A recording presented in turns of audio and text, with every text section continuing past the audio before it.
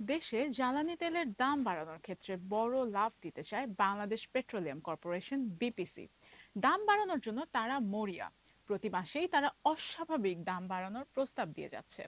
জুলাইয়ের প্রস্তাবে ডিজেলের দাম প্রতি লিটার 115 টাকা থেকে বাড়িয়ে 154 টাকা করার কথা বলা হয়েছে। এর আগে মে মাসে বিপিসি ডিজেলের দাম লিটারে 235 টাকা করার প্রস্তাব করেছিল। এমনকি মূল্য সমন্বয় করা না হলে রাষ্ট্রীয় সংস্থাটি সরকারের কাছে 12,737 কোটি টাকা ভর্তুকি দাবি করেছে। বিপিসির এই ধারাবাহিক দর বাড়ানোর প্রস্তাব নতুন করে প্রশ্ন তুলেছে সংস্থাটির আর্থিক ব্যবস্থাপনা, মূল্য নির্ধারণ পদ্ধতি এবং লাভ লোকসানের হিসাব নিয়ে। আন্তর্জাতিক বাজারে দাম বাড়ার অজুহাতে এখন লোকসানের কথা বলা হলেও এক দশকের বেশি সময় ধরে প্রতিষ্ঠানটি হাজার হাজার কোটি টাকা মুনাফা করে এসেছে। জ্বালানি বিশেষজ্ঞরা বলছেন, অতীতের লাভের একটি অংশ দিয়ে আপদকালীন তহবিল গঠন করা হলে বর্তমান পরিস্থিতিতে বারবার দাম বাড়ানোর প্রস্তাব দেওয়ার প্রয়োজন হতো না।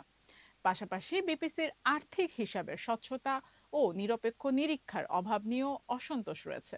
জ্বালানি বিভাগ সূত্রে জানা যায়, প্রতি মাসের 20 থেকে 21 তারিখের মধ্যে আন্তর্জাতিক বাজার দর পর্যালোচনা করে দর সমন্বয়ের প্রস্তাব পাঠায় বিপিসি। এবছরের এপ্রিল, মে ও জুলাইয়ের জন্য পাঠানো প্রস্তাব বিশ্লেষণ করে দেখা গেছে প্রায় প্রতিবারই দেশের বাজারে দাম বাড়ানোর সুপারিশ করা হয়েছে।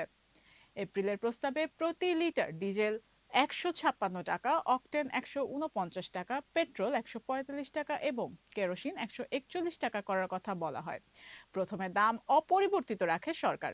পরে 19 এপ্রিল ডিজেল 115 টাকা, অকটেন 140 টাকা, পেট্রোল 135 টাকা এবং কেরোসিন 130 টাকা নির্ধারণ করা হয়। মে মাসের প্রস্তাবে ডিজেল 235 টাকা, অকটেন 166 টাকা, পেট্রোল 162 টাকা এবং কেরোসিন 158 টাকা করার সুপারিশ করে বিপিসি। কিন্তু সরকার দাম অপরিবর্তিত রাখে। জুনে ডিজেল 176 টাকা, অকটেন 161 টাকা, পেট্রোল 157 টাকা এবং কেরোসিন 153 টাকা করার প্রস্তাব পাঠানো হয়। সরকার ডিজেলের দাম ঠিক রেখে অন্যান্য তেলের দাম লিটারে 5 টাকা করে বাড়ায়। আর সর্বশেষ জুলাইয়ের জন্য জুনে পাঠানো প্রস্তাবে বিপিসি অন্য তিনটি তেলের দাম অপরিবর্তিত রেখে শুধু ডিজেলের দাম 154 টাকা করার সুপারিশ করে। তবে সরকার সব জ্বালানির দরই অপরিবর্তিত রাখে। অগাস্টে এখন পর্যন্ত তেলের দাম বাড়ানো হয়নি। আফরিন প্রিয়া, টাইমস 24।